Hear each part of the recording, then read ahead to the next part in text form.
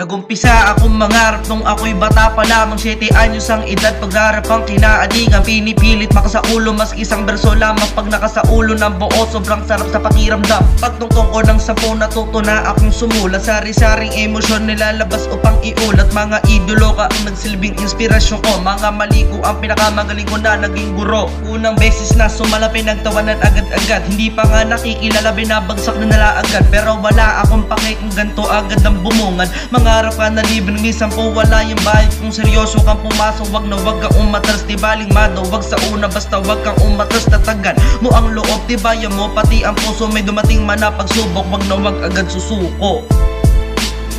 Maniwala sa sarili mo na kaya mo. Kaya mo. Itanim mo lang sa isip mo na kaya mo. Kaya mo.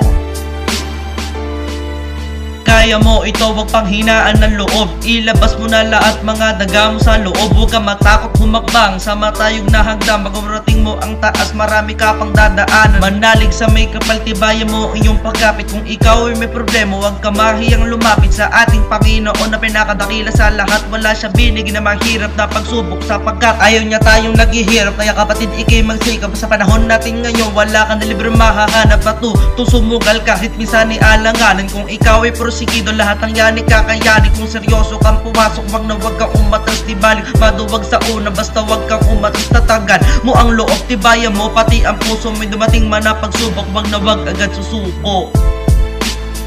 Maniwala sa sarili mo na kaya mo. Kaya mo.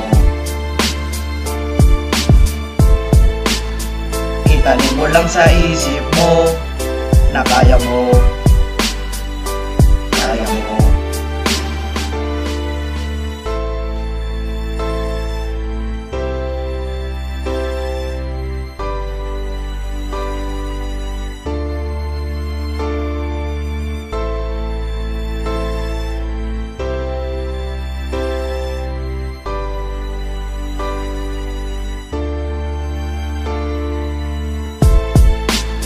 Maniwala sa sarili